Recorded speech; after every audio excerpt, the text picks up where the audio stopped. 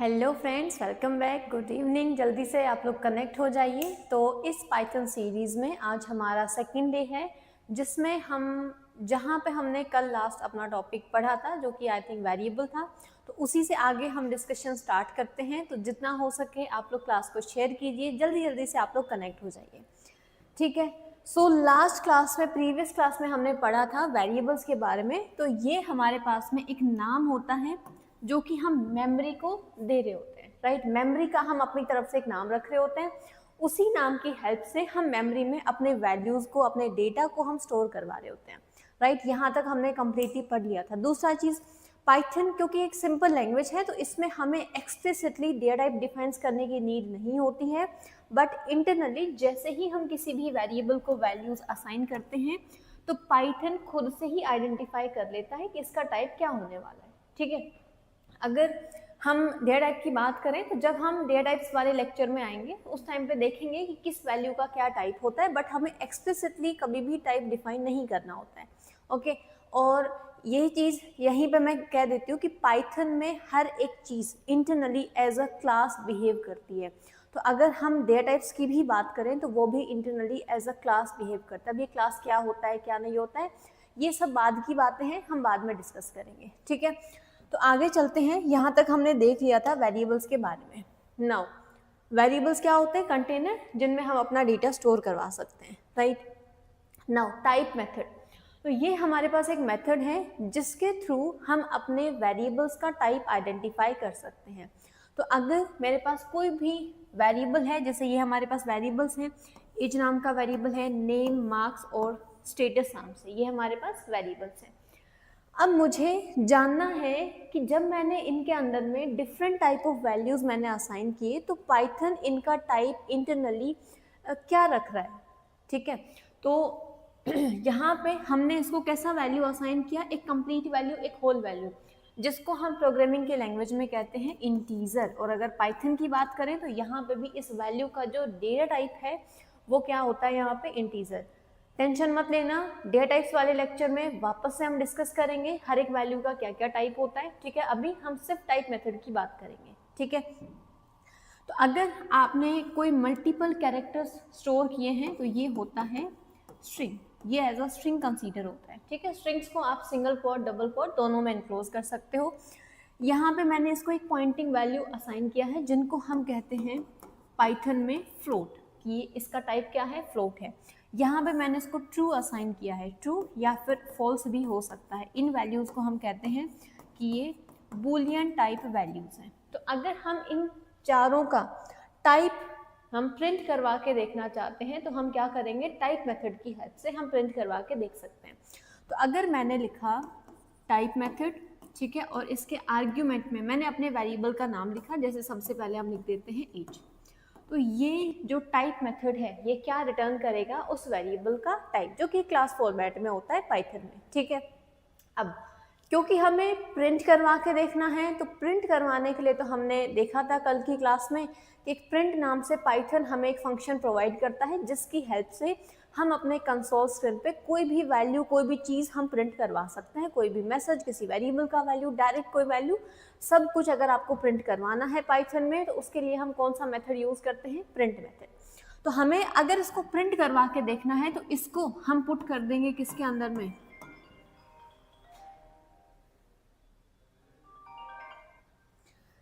Print method के अंदर में, ठीक है।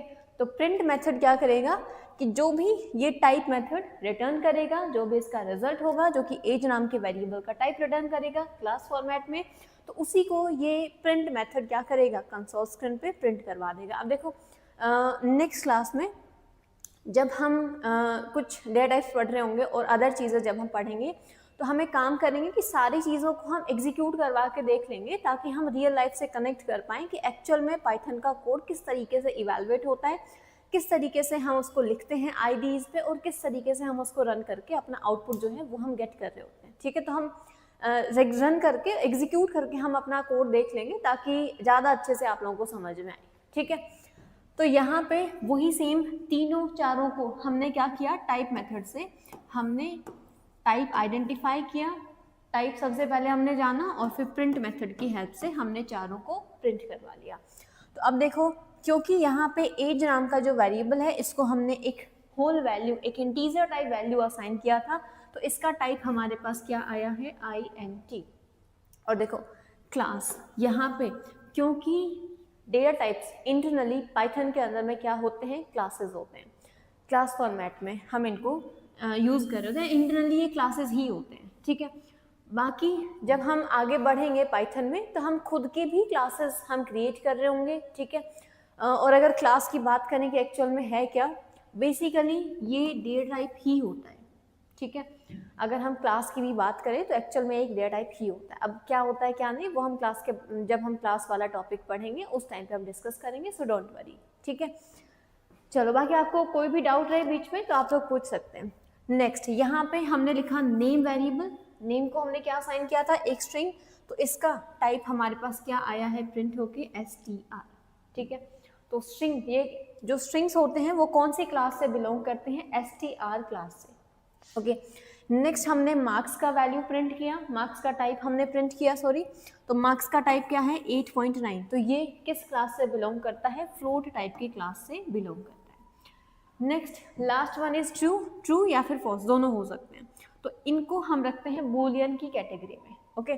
तो यहाँ पे हमने स्टेटस का टाइप प्रिंट किया जिसमें एक बूलियन वैल्यू है, तो इसका टाइप हमारे पास क्या प्रिंट होके आ चुका है, बूल, ये क्लास बूल से बिलोंग करता है, ठीक है। यहाँ तक क्लियर है। तो टाइप मेथड को हम इस तरीके से किसी भी वेरिएबल का टाइप आइडेंटिफाई करने के लिए हम यूज कर सकते हैं। बाकी हमारे ऊपर कोई रेस्ट्रिक्शंस नहीं है, जब हम वेरिएबल क्रिएट करेंगे डायरेक्टली हम वेरिएबल्स को वैल्यूज असाइन कर सकते हैं, डेटा टाइप हमें मेंशन करने की नीड नहीं होती है। बट अगर आप देखना चाहते हैं कि आपके वेरिएबल का टाइप क्या आइडेंटिफाई किया है पाइथन ने, सो आप टाइप मेथड को यूज करके प्रिंट करवा के देख सकते हो।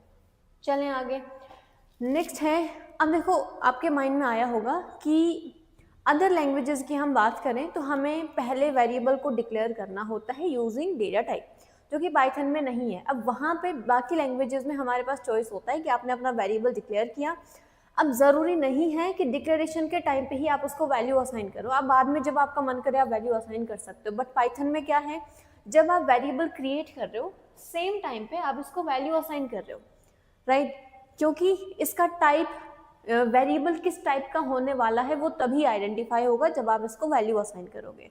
अब जिस टाइप का आपने वैल्यू असाइन किया है वही सेम टाइप किसका हो जाएगा, वेरिएबल का। तो अगर इन केस मैं चाहती हूँ कि मैं वेरिएबल तो क्रिएट करूँ बट सेम टाइम पे मेरे पास में वैल्यू नहीं है असाइन करने को, उस केस में क्या होगा, या ऐसा क्या हमारे पास कोई चॉइस है, तो उस केस में आप क्या कर सकते हो, अगर आपके पास वैल्यू नहीं है तो आप उसको नन असाइन कर सकते हो, ठीक है। सो सेमीकोलन नहीं आता है हमारे पास पाइथन में, आप नन इसको असाइन कर सकते हो, ठीक है। तो यहाँ पे हमने क्या किया, एज को नन असाइन किया, वैल्यू जब हम प्रिंट करवा रहे तो क्या प्रिंट होके आएगा, नन प्रिंट होके आएगा, ठीक है। और ये स्टेटमेंट क्या है, ये कमेंट्स लिखे हुए हैं, राइट, प्रीवियस लेक्चर में हमने कमेंट्स के बारे में पढ़ा था। तो ये कमेंट्स की हेल्प से मैं आप लोगों को क्या शो करना चाह रही हूँ कि इसका आउटपुट क्या होने वाला है, राइट। तो ये कोड का पार्ट नहीं है। नेक्स्ट, अगर हम टाइप प्रिंट करवा के देखते हैं एज का, क्योंकि हमने इसको नन असाइन किया है, तो ये नन किस क्लास से बिलोंग करता है, नन टाइप क्लास से बिलोंग करता है, ठीक है।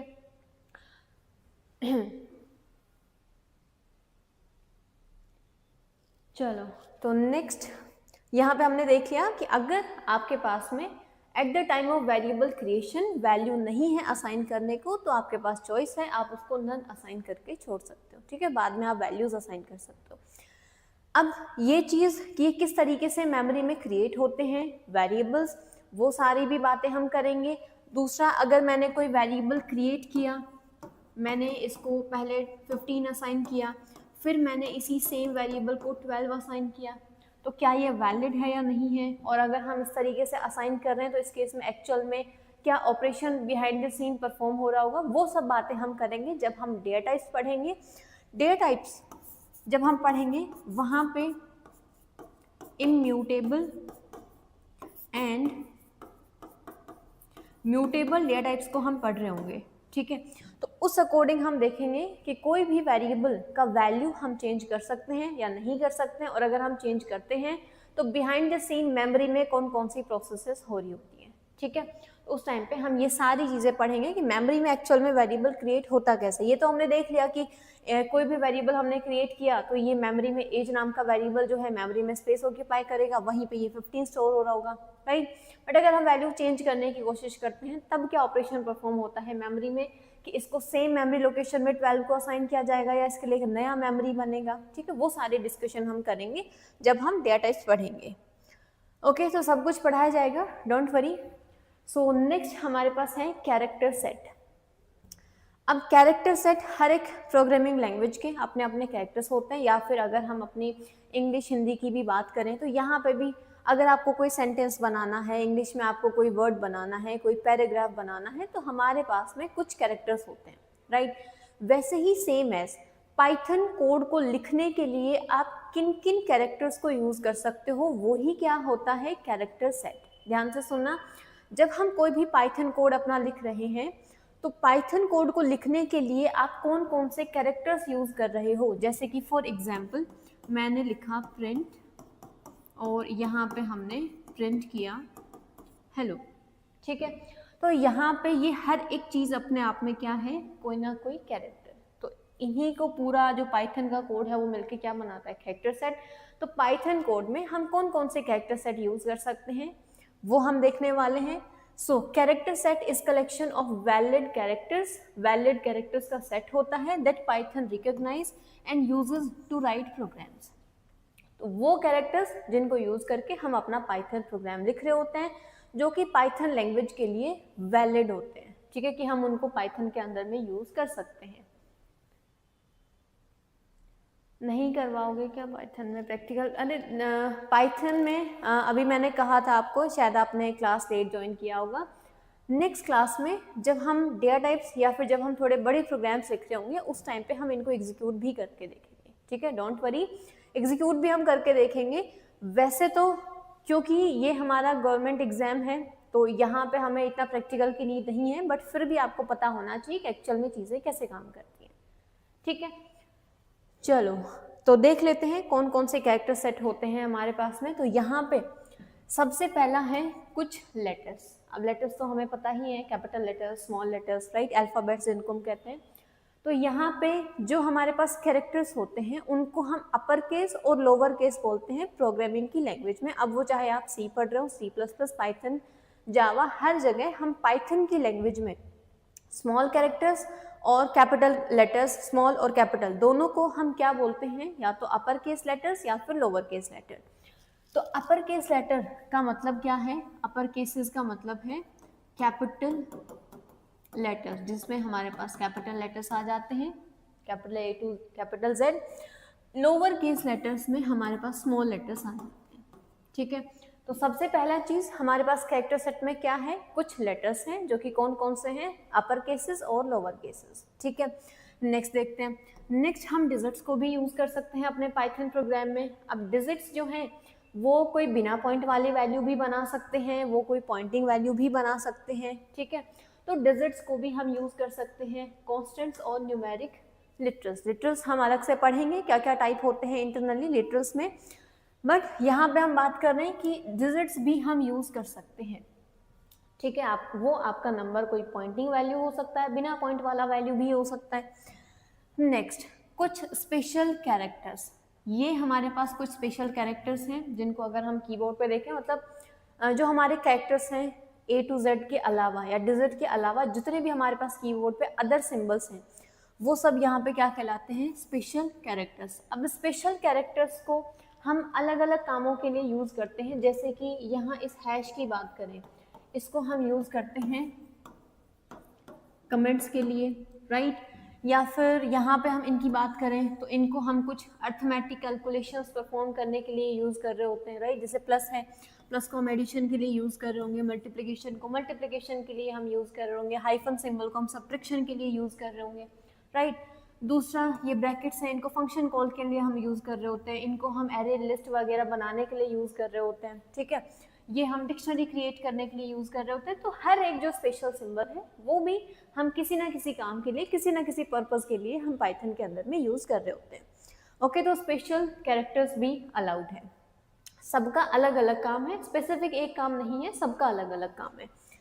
नाउ वाइट स्पेसेस भी अलाउड हैं। वाइट स्पेसेस यानी कि जो हमारे पास एक स्पेस की होता है जो कि मल्टीपल, जैसे यहाँ पे देखो इन दोनों वर्ड्स के बीच में स्पेस है, राइट, इसी को हम यहाँ क्या कहते हैं, वाइट स्पेस। तो प्रोग्रामिंग की लैंग्वेज में जो स्पेस है उसी को हम क्या कहते हैं, वाइट स्पेसेस। ठीक है, तो कंफ्यूज नहीं होना है। तो वाइट स्पेसेस भी अलाउड हैं। दूसरा, एस्केप सीक्वेंसेस। अब एस्केप सीक्वेंसेस का क्या मतलब है, इंटरनली ये as a single character behave करते हैं बट इनका अलग अलग काम है। जैसे कि फॉर एग्जांपल यहाँ पे सबसे पहले कलर चेंज कर लेते हैं।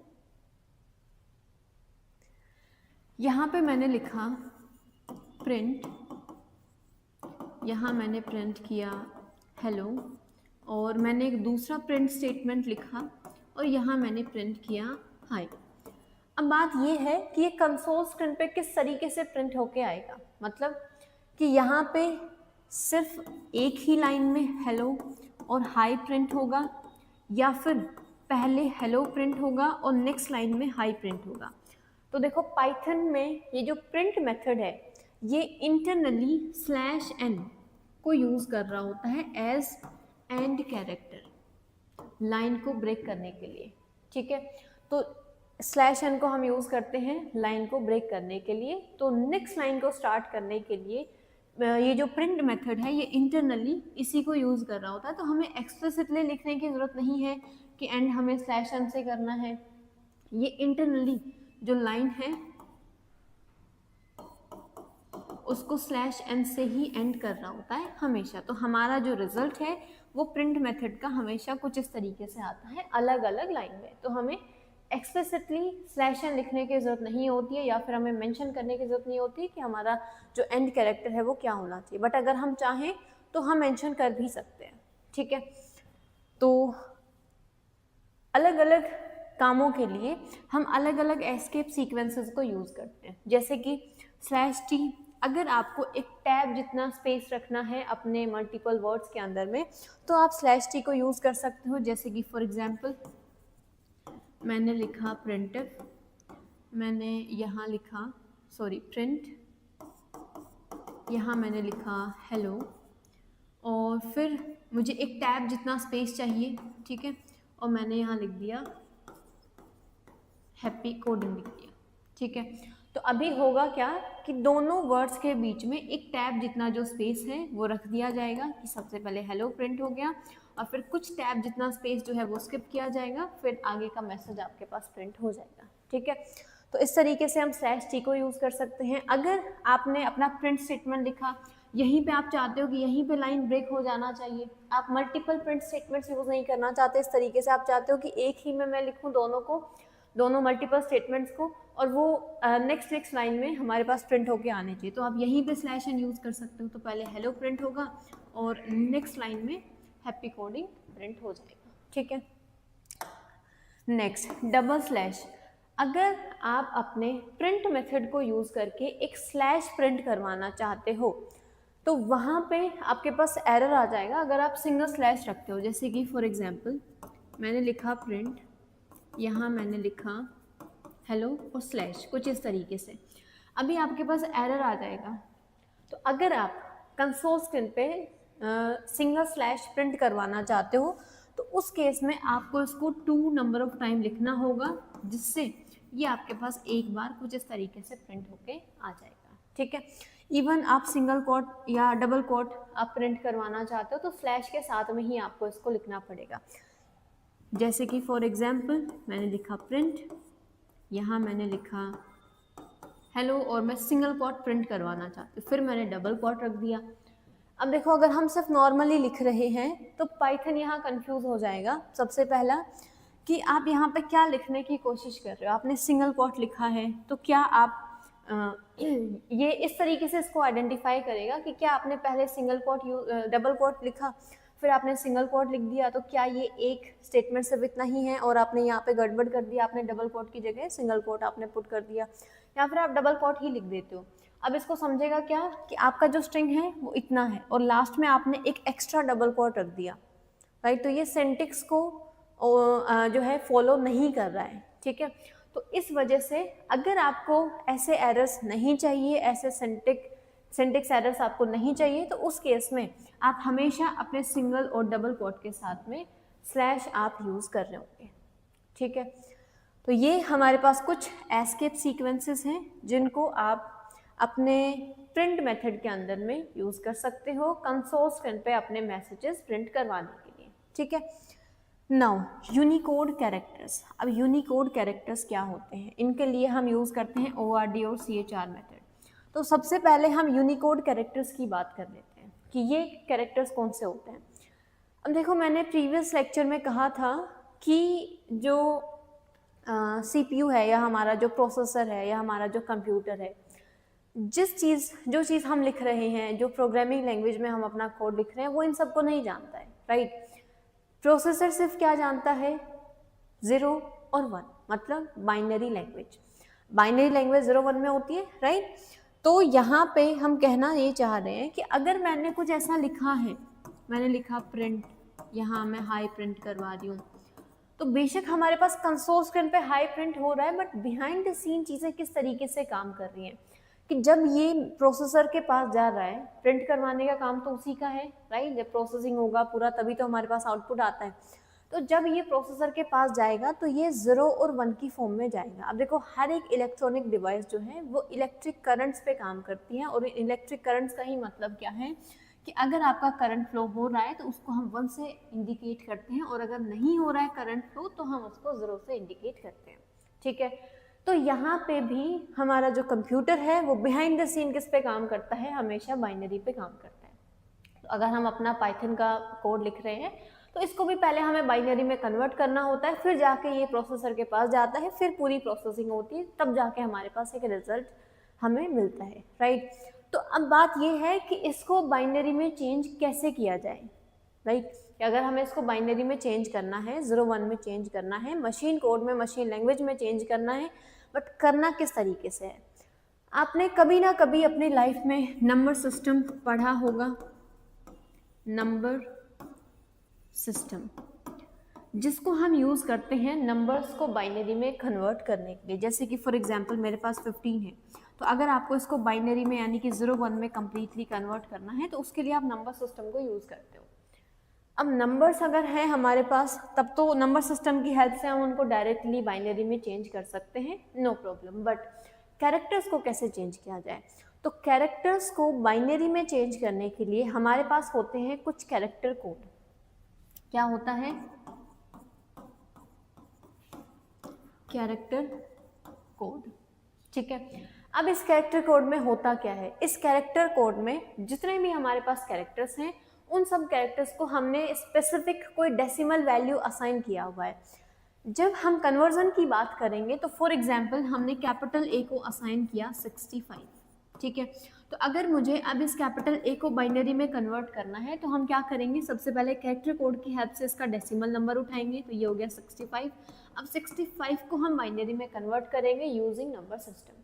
तो ये पूरा प्रोसेस होता है किसी भी कैरेक्टर को बाइनरी में चेंज करने के लिए। पहले जो भी आपका कैरेक्टर कोड है उसमें जो इसका डेसिमल नंबर है उसको उठाया जाता है, फिर उस नंबर को नंबर सिस्टम की हेल्प से आगे बाइनरी में कन्वर्ट किया जाता है। तो अब कौन सा कैरेक्टर कोड हमारे पास ऐसा है, तो देखो, अगर हम थोड़ी सी हिस्ट्री की बात करें, जब हमारे पास कंप्यूटर्स बने ही थे तो अलग अलग कंपनीज अपने अपने कंप्यूटर्स बना रहे थे। अब हर एक ने क्या किया, अपने अपने अलग अलग कैरेक्टर कोड बनाने स्टार्ट कर दिए कि कोई ए कंपनी है, इसका कोई ए नाम से कैरेक्टर कोड है, कोई बी कंपनी है, उसका कोई बी नाम से कैरेक्टर कोड है। अब दिक्कत ये था उस टाइम पे कि मल्टीपल सिस्टम्स आपस में कम्युनिकेट नहीं कर पाते थे। क्यों? क्योंकि अब सोचो कि मैंने यहाँ लिखा नंबर सिस्टम, अब ये मेरे लिए नंबर सिस्टम है, जब आप इसको रीड कर रहे हो तो आपके लिए कोई और ही वर्ड है। तो अगर हम आपस में कम्युनिकेशन करना स्टार्ट करें तो क्या हम कर पाएंगे? ऑफ कोर्स नहीं। जो चीज़ मेरे लिए कुछ और ही मीनिंग निकाल रही है वो आपके लिए कुछ और है, राइट। जैसे कि कोई ए कंपनी है, उसके पास जो कैपिटल ए है उसका कैरेक्टर कोड क्या है 65। अब कोई बी कंपनी है, उसके पास कैपिटल ए का कैरेक्टर कोड है 95। तो क्या ये दोनों आपस में कम्युनिकेट कर सकते हैं? अलग अलग सिस्टम नहीं कर सकते। तो इसका सॉल्यूशन ये निकाला गया कि आप एक काम करो, हम एक यूनिवर्सल कैरेक्टर कोड बना देते हैं। जैसे कि हमारे पास नंबर सिस्टम है, नंबर सिस्टम एक यूनिवर्सल सिस्टम है। मतलब यूनिवर्सल मतलब सब ही, अगर किसी को भी कोई भी आपके पास नंबर है उसको बाइनरी में चेंज करना है, उसके लिए आपके पास एक ही ऑप्शन है, नंबर सिस्टम। अब वो चाहे आप इंडिया में कन्वर्जन कर रहे हो, चाहे अमेरिका में कर रहे हो, कहीं भी कर रहे हो, ये हर जगह सेम ही है, तो मतलब एक है, यूनिक है। तो वैसा ही सेम यूनिक चीज़ हमने एक यूनिक कैरेक्टर कोड बनाने की कोशिश की, तो वो हमने बनाया कौन सा, आस्काई कैरेक्टर कोड, ठीक है। और ये बनाया किसने था, ANSI, ANSI,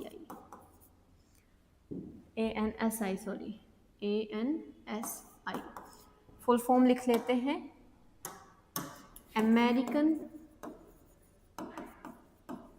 national standard institute. तो अमेरिकन नेशनल स्टैंडर्ड इंस्टीट्यूट ने एक यूनिवर्सल कैरेक्टर कोड बनाया गया कि आज के बाद जितनी भी कंपनीज बनेंगी वो सब इसी कैरेक्टर कोड को यूज़ कर रहे होंगे। तो मतलब हमने एक यूनिवर्सल कैरेक्टर कोड बना लिया। अब इस कैरेक्टर कोड के अंदर में हमने जितने भी हमारे पास कैरेक्टर्स हैं, जितने भी हमारे पास स्पेशल सिंबल्स हैं, उन सबको हमने कोई ना कोई डेसिमल नंबर असाइन किया हुआ है। जैसे कि अगर हम कैपिटल ए की बात करें तो कैपिटल ए को हमने असाइन किया हुआ है 65, कैपिटल बी की बात करें तो इसको हमने असाइन किया है 66, और इसी तरीके से कैपिटल जेड तक हमने असाइन किए हुए हैं। स्मॉल ए की बात करें तो इसको हमने असाइन किया हुआ है 97, then small B 98, then small C 99, इस तरीके से। इवन जो हमारे पास डिजिट्स हैं उनको भी हमने असाइन किए हुए हैं डिजिट्स, तो वो होते हैं हमारे पास, यहीं पे लिख लेते हैं, 0 के लिए होता है 48, देन 1 के लिए होता है 49।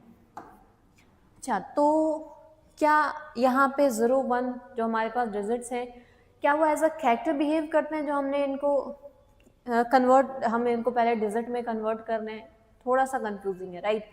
तो अब समझो कि मैंने नॉर्मली कोई भी नंबर लिखा है, मैंने लिखा 19, डेसिमल नंबर है, इंटीजर टाइप का है, राइट, ये कोई कैरेक्टर नहीं है। अगर मैंने लिखा सिर्फ 9 और मैंने इसको सिंगल क्वोट में इनक्लोज कर दिया, अब ये क्या है, क्या ये एक इंटीजर नंबर है? नहीं है। अब ये किस टाइप का बन चुका है, कैरेक्टर टाइप का बन चुका है। तो अगर अब आपको ये नंबर, ये कैरेक्टर जो कि अब नंबर नहीं है, कैरेक्टर है, तो अगर आपको इस कैरेक्टर को कन्वर्ट करना है बाइनरी में, तो आप पहले इसका डेसिमल नंबर उठाओगे आस्काई टेबल से, देन नंबर सिस्टम की हेल्प से हम इसको आगे कन्वर्ट करें। अब कन्वर्जन किस तरीके से होता है वो हमारा काम नहीं है, बट फिर भी थोड़ा सा आइडिया आप लोगों को होना चाहिए, तो मैं बता देती हूँ किसी भी नंबर को किस तरीके से हम बाइनरी में कन्वर्ट करते हैं। तो देखो, ये कम्प्लीटली जो है 8 बिट्स के अकॉर्डिंग हम कन्वर्जन करते हैं, ठीक है। तो हम सबसे पहले 8 बिट्स क्रिएट कर लेते हैं। अब 8 बिट्स क्या है, अगर मेरे पास मेमोरी में एक सेल है, तो मैंने कल बताया था 1 cell is equal to 1 byte, right, और 1 byte is equal to 8 bits. मतलब इंटरनली एक ये जो एक सेल है, ये इंटरनली 8 बिट्स में कुछ इस तरीके से होता है, 1 2 3 4 5 6 7 8, सही बना है, 8 बिट्स, ठीक है। तो इंटरनली हर एक बॉक्स कितने बिट्स का होता है, 8 बिट्स का होता है। तो जब भी हम कन्वर्जन करना स्टार्ट करते हैं या जब भी हम कोई डिजिट स्टोर करवाते हैं मेमोरी में, तो वो इस 8 बिट के फॉर्म में स्टोर होता है। मतलब आप उस नंबर को पहले बाइनरी में कन्वर्ट करोगे, बाइनरी में कन्वर्ट करने के बाद में आप उसको कुछ इस तरीके से बाइनरी में स्टोर जो है अपने मेमोरी में आप स्टोर करोगे, ठीक है, 8 बिट्स के फॉर्मेट में। तो अगर हम कन्वर्जन की बात करें तो सबसे पहले 8 बिट्स हम बना लेते हैं, 2 3 4 5 6 7 एंड 8, ठीक है। अब यहाँ पे आप नंबरिंग करना स्टार्ट करो 1 से, और डबल करते हुए हम इन सबको चलेंगे, ठीक है। 2 4 8 then 16 then 32 then 64 then 126, ठीक है, देख लेना अगर कोई मिस्टेक हो।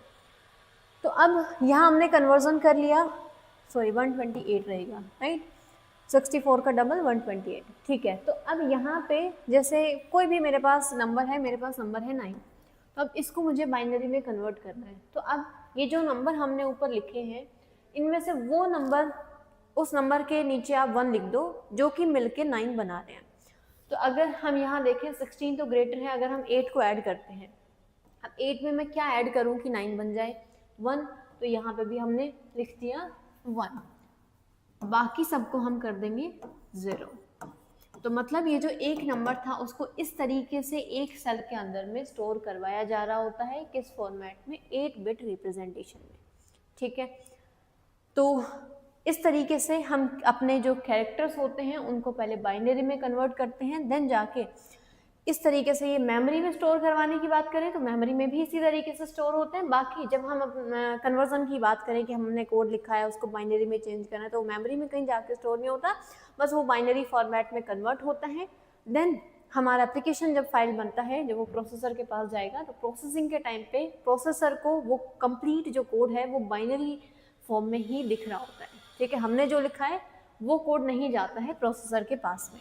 तो ये कंप्लीट रिप्रेजेंटेशन है कि किस तरीके से हमारा जो कोड है उसको कन्वर्ट किया जाता है बाइनरी में।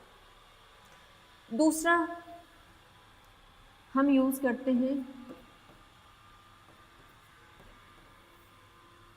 UTF-8। ये भी हमारे पास सेम इसी तरीके से कैरेक्टर कोड है। अगर हम आस्काई की बात करें तो इसमें हमारे पास में कुछ स्पेशल सिंबल्स होते हैं, डिजिट्स होती हैं और हमारे पास कुछ कैरेक्टर्स होते हैं। ठीक है, इसका जो मैक्सिमम रेंज है वो 128 तक ही होता है। बाकी अगर जैसे आपके पास हिंदी है या कोई चाइनीज़ के कुछ कैरेक्टर्स हैं या फिर आपके पास कुछ स्पेशल इमोजीज हैं तो उन सबको बाइनरी में कन्वर्ट करने के लिए हम किसको यूज़ कर रहे होते हैं, UTF-8। ठीक है, तो ये भी आप याद रखना। ओके, तो ये दोनों ही कैरेक्टर कोड्स हैं, ये हम स्पेशल सिंबल्स के लिए, कुछ स्पेशल कैरेक्टर्स को कन्वर्ट करने के लिए बाइनरी में हम यूज़ कर रहे होते हैं। ओके, चलें आगे।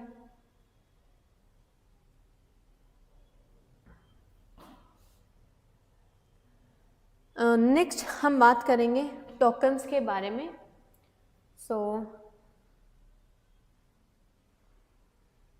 स्ट्रिंग पाइथन में कैरेक्टर नहीं होता है।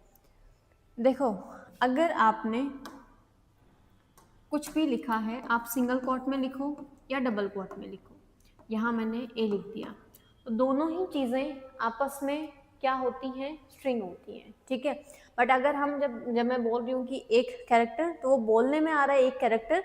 बाकी अगर हम पाइथन की बात करें, अगर बाकी लैंग्वेजेस की बात करें तो सिंगल कैरेक्टर को एज अ कैरेक्टर कंसीडर किया जाता है, उसके लिए अलग डेटा टाइप होता है।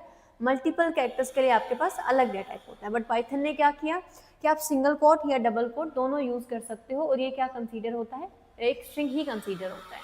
ठीक है, तो अलग से हमारे पास कोई कैरेक्टर डेटा टाइप नहीं होता है।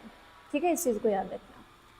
चलो नेक्स्ट हम बात कर लेते हैं टोकन्स के बारे में। अब टोकन्स क्या होते हैं, जो हमने कैरेक्टर सेट अपना पढ़ा है वो कैरेक्टर सेट मिलके कोई ना कोई एक वर्ड बना रहे होते हैं, और हर एक वर्ड पाइथन के लिए अगर वो मीनिंगफुल है तो वो किस कैटेगरी में कंसीडर किया जाता है, टोकन की कैटेगरी में। मतलब हमारे प्रोग्राम में लिखे हुए वो हर एक वर्ड या वो हर एक स्पेशल सिंबल, वो हर एक टेक्स्ट जो भी हमने अपने प्रोग्राम में लिखा है, अगर वो पाइथन के लिए मीनिंगफुल है, इसका मतलब वो क्या है, एक टोकन है। ठीक है, तो टोकन से मिलके ही हमारा प्रोग्राम बनता है। अब हमारे प्रोग्राम में क्या क्या चीज़ें होती हैं या कौन कौन से टोकन्स होते हैं। सबसे पहला होता है हमारे पास कीवर्ड, देन होता है आइडेंटिफायर्स, लिटरल्स, ऑपरेटर्स एंड पंक्चुएटर्स। ठीक है, तो यहाँ पे अगर हम सबसे पहले बात करें कीवर्ड टोकन की, तो ये हमारे पास कुछ ऐसे वर्ड्स होते हैं जिनको पाइथन ने पहले से प्रिजर्व करके रखा है स्पेसिफिक टास्क को परफॉर्म करवाने के लिए। जैसे कि फॉर एग्जांपल कि अगर आपको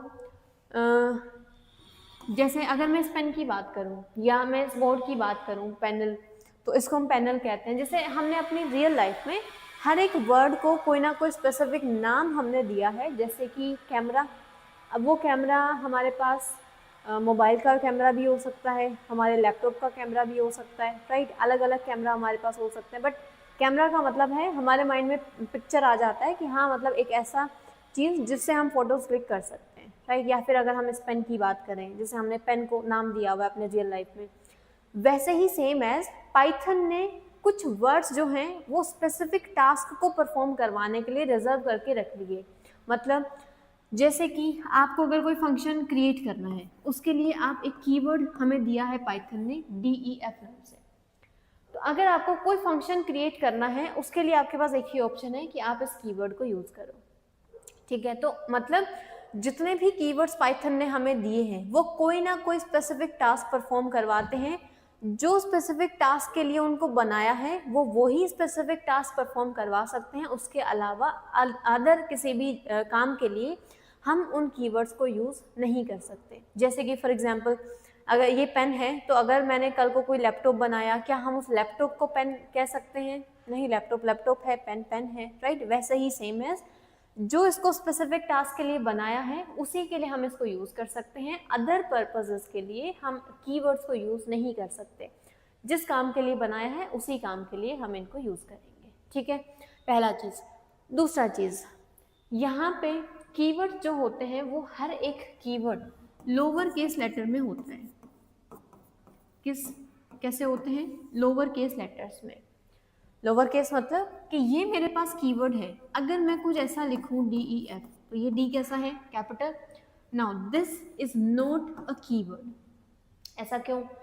क्योंकि पाइथन जो लैंग्वेज है वो हमारे पास एक केस सेंसिटिव लैंग्वेज है। केस सेंसिटिव का मतलब है कि पाइथन के लिए कैपिटल लेटर्स अलग होते हैं, स्मॉल लेटर्स अलग होते हैं। जैसे कि फॉर एग्जांपल मैंने अपना नाम लिखा प्रिशु, अब मैं पहला कैपिटल लेटर यूज़ कर रही हूँ, बाकी कैरेक्टर्स मेरे स्मॉल लेटर्स में हैं, मेरे लिए ये भी सेम है। अगर मैंने कुछ इस तरीके से लिखा, मेरे लिए ये भी सेम है। मैं सभी को स्मॉल लेटर्स में लिख देती हूँ, मेरे लिए ये भी सेम है, राइट।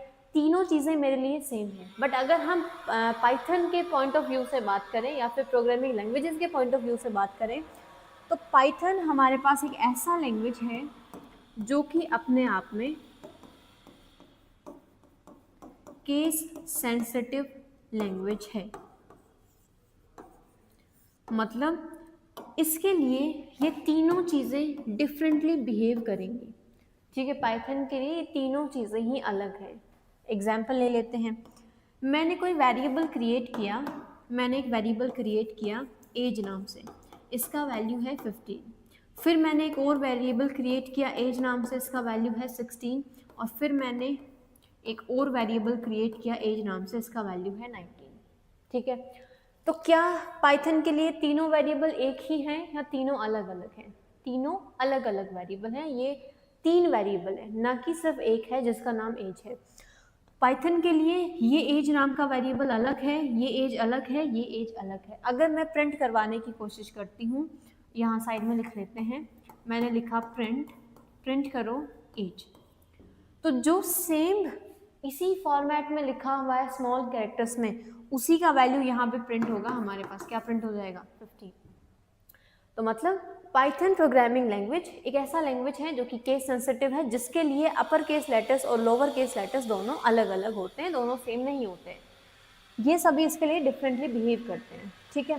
तो अगर हम कीवर्ड्स की बात करें तो हर एक कीवर्ड्स लोअर केसेस में लिखे गए हैं, तो आपको उनको लोअर केसेस में ही यूज़ करना है। आप उनको अपर केस अगर यूज़ करने की कोशिश करोगे तो आपके पास एरर आ जाएगा।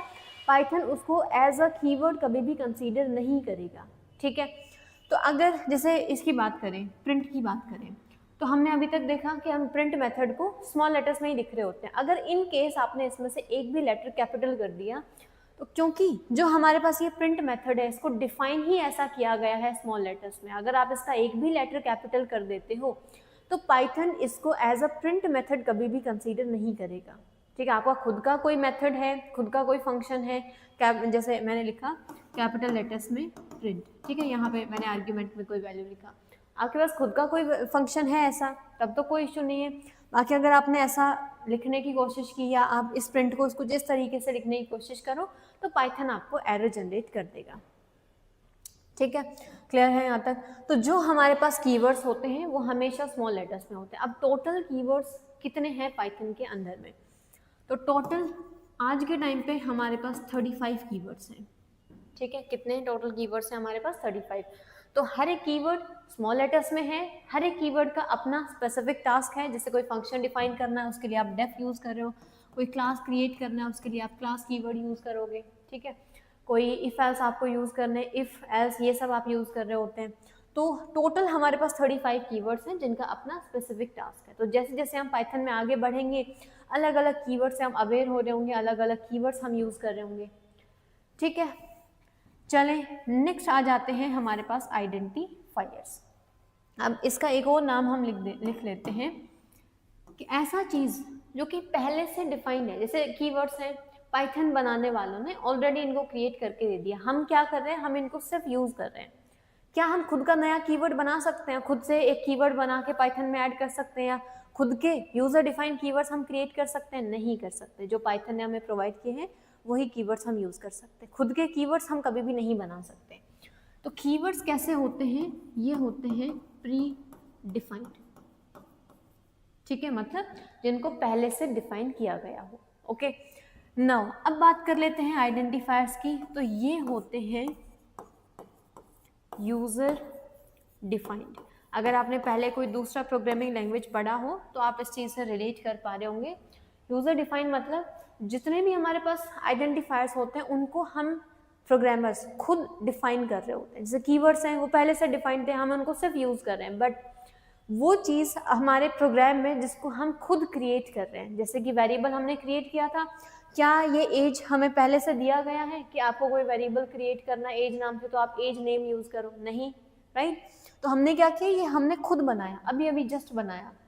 तो ये चीज़ें जो कि यूजर डिफाइंड है उन सबको हम क्या कहते हैं, आइडेंटिफायर, जो कि पाइथन ने हमें ऑलरेडी बना के नहीं दिया है। जो चीज़ें हम यूजर्स खुद क्रिएट कर रहे हैं वो सारी चीज़ें क्या कहलाती हैं, आइडेंटिफायर्स। अब ये क्या क्या हो सकते हैं आइडेंटिफायर्स में? आपके पास कोई वेरिएबल नेम हो सकता है, ठीक है, आपके पास कोई क्लास हो सकता है, कोई क्लास नेम, कोई आपने फंक्शन बनाया, ठीक है, आपने अपना कोई लिस्ट बनाया उसका नाम आपने रखा, आपने कोई सेट क्रिएट किया, आपने कोई मैप क्रिएट किया, कोई डिक्शनरी क्रिएट किया। तो जिन भी चीज़ों का नाम हम खुद रख रहे हैं, इवन इसमें काफ़ी सारी और भी चीज़ें हो सकते हैं, तो जिन भी चीज़ों का नाम हम खुद रख रहे हैं, किसी भी चीज़ का नाम, वो नाम क्या कहलाता है, आइडेंटिफायर कहलाता है। जैसे हमने वेरिएबल्स देखा है, राइट, क्रिएट करके, यहाँ मैंने लिखा एज, इसको वैल्यू मैंने असाइन किया 15, तो ये नाम कैसा है, ये नाम यूज़र डिफाइंड है। और जितने भी चीज़ें यूज़र डिफाइंड हैं, जितने भी नाम यूज़र डिफाइंड हैं, उन्हीं को हम क्या कहते हैं, आइडेंटिफायर्स। काफ़ी बार स्टूडेंट्स कंफ्यूज हो जाते हैं कि आइडेंटिफायर और वेरिएबल दोनों एक चीज़ है। नहीं, आइडेंटिफायर का मतलब है वो चीज़ जो कि हम खुद डिफाइन कर रहे हैं। वो वेरिएबल का नाम तो हो ही सकता है, बाकी फंक्शन नेम, क्लास नेम, हर एक चीज़ का जो नाम हमने खुद लिखा है वो सभी आइडेंटिफायर्स की कैटेगरी में आता है, नॉट ओनली वेरिएबल, ठीक है। तो ये सारे ही हमारे पास आइडेंटिफायर्स हैं। तो यहाँ पे मेन चीज़ ये है कि पाइथन जो है कीवर्ड्स के बारे में ऑलरेडी जानता है, राइट, क्योंकि पाइथन ने खुद हमें क्रिएट करके दिए हैं कीवर्ड्स, ये 35 कीवर्ड्स हैं, इनका ये टास्क है, आप इस तरीके से इनको यूज़ कर सकते हो। किस कीवर्ड को कहाँ यूज़ करना है, किसके साथ यूज़ करना है, किस पर्पज से यूज़ करना है, किससे पहले लिखना है, किसके बाद में लिखना है, वो सब हमें ऑलरेडी बताया गया है, राइट। तो पाइथन इनके बारे में ऑलरेडी जानता है, बट क्या पाइथन आइडेंटिफायर्स के बारे में पहले से जानता है? नहीं जानता। जो चीज़ हम क्रिएट कर रहे हैं, क्या पाइथन, या जैसे वेरिएबल्स की बात करें तो दुनिया में कितने सारे नाम हो सकते हैं, कितनी सारी पॉसिबिलिटीज़ हैं। तो क्या ये पॉसिबल है कि हम इतने मिलियंस ऑफ नेम पहले से हम पाइथन को सिखा सकें? नहीं, राइट। तो ये वर्ड्स जो हैं ये हम पे या हमारे चॉइस पर डिपेंड करते हैं कि हम क्या नाम रख रहे हैं। तो ये पूरी जो चॉइस है ये यूज़र पे, हम प्रोग्रामर्स पर डिपेंड करती है कि आप किस चीज़ का क्या नाम रखने वाले। तो इनके बारे में पहले से पाइथन नहीं जानता है, ठीक है। चलें आगे। तो इस चीज़ के बारे में याद रखना, टोकन्स के बारे में पाइथन ऑलरेडी नहीं जानता है, ठीक है। नेक्स्ट फिर हमारे पास आ जाते हैं लिटरल्स, ऑपरेटर, पंक्चुएटर्स। तो इन सब को अब हम कल डिस्कस करते हैं, ठीक है। आज के लिए इतना ही, नेक्स्ट क्लास का भी टाइम हो रहा है, तो अभी हम अपना क्लास यहीं पे एंड करते हैं। यहाँ तक आप लोगों को कोई भी डाउट हो तो आप लोग पूछ सकते हैं, ओके। तो जैसे जैसे हम पाइथन में आगे बढ़ेंगे, हर एक कीवर्ड को हम देख रहे होंगे, हम आगे देखेंगे फंक्शंस को हम कैसे क्रिएट करेंगे, तो वहाँ पे क्या नाम रख रहे होंगे। अब बस हमें रूल्स को याद रखना है, जो रूल्स कल हमने पढ़े थे। किसी भी वेरिएबल को अगर आपको नाम रखना है, किसी भी वेरिएबल को क्रिएट करना है, तो क्या क्या रूल्स जो हमने कल पढ़े थे कि आपके नाम के अंदर में स्मॉल लेटर्स हो सकते हैं, कैपिटल लेटर्स हो सकते हैं, 0 to 9 डिजिट हो सकता है और अंडरस्कोर हो सकता है। इनके अलावा आप कुछ भी यूज़ नहीं कर सकते, ना कोई स्पेशल सिंबल, ना कोई दूसरा ऑपरेटर, कुछ भी आप यूज़ नहीं कर सकते हो, ना कोई कीवर्ड, क्योंकि कीवर्ड्स स्पेशल टास्क है इनका, ठीक है, इनको आप रीयूज़ नहीं कर सकते, पहली चीज़। तो अगर आपने किसी वेरिएबल का नाम, जैसे कि यहाँ पे एज की जगह मैंने इस वेरिएबल का नाम रखने की कोशिश की DEF, तो क्या ये वैलिड होगा? नहीं, ये तो हमारे पास ऑलरेडी कीवर्ड है, इस कीवर्ड का काम तो फंक्शन डिफाइन करना है, तो यहाँ पे आप इसको एज अ वेरिएबल यूज़ नहीं कर सकते हो, ठीक है, तो यहाँ पे आपके पास एरर आ जाएगा। दूसरा, अगर हमने ऐसा कोई नाम रखने की कोशिश की कैपिटल D देन EF, ये वैलिड है, ये कोई दिक्कत नहीं, क्योंकि अब ये कीवर्ड है ही नहीं। कीवर्ड कैसा था? स्मॉल लेटर्स में DEF, बट अब आपने कैपिटल लेटर किया तो अब ये कीवर्ड है ही नहीं, राइट, तो आप इसको यूज़ कर सकते हो, कोई इशू नहीं है।